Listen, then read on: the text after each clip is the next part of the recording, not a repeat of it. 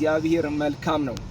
መልካምነቱ ለባሪያው ለመስፍን፣ መልካምነቱ ለልጁ ለመስፍን፣ ለልጆቹ እግዚአብሔር መልካም ነው።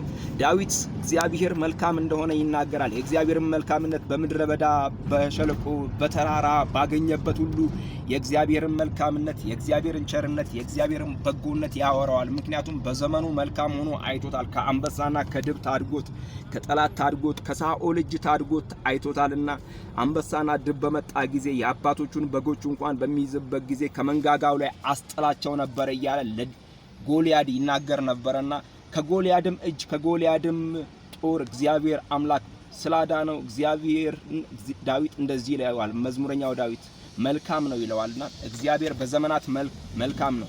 በዘመናት መካከል እግዚአብሔር መልካም ነው። ናሆም ላይ ሲናገር እግዚአብሔር መልካም ነው ይልና በመከራ ቀንም መሸሸጊያ ነው ይላል። በሱ የሚታመኑትን ያውቃል ይላል። ምክንያቱም እግዚአብሔር መልካም ነውና ለኔ ለልጁ ለናንተም ለወዳጆቼ እግዚአብሔር አምላክ መልካም ነው። ባለንበት ዘመን ሊያውም በዚህ ዘመን እግዚአብሔር ደግሞ መልካም ነው።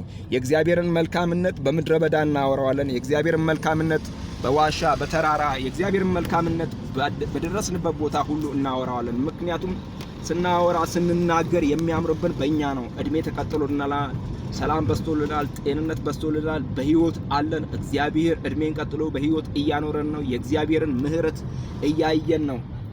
ንስር ጫጩቶቿን እንደምትንከባከብ እግዚአብሔር እንዲሁ እየተንከባከበን እየጠበቀን እሽሩሩ እያለን እያባበለን ከልቡ ለልቡ እየተናገረን ምድረ በዳውን አሻግሮን እዚህ ያደረሰን አምላክ ልዑል እግዚአብሔር መልካም ነው።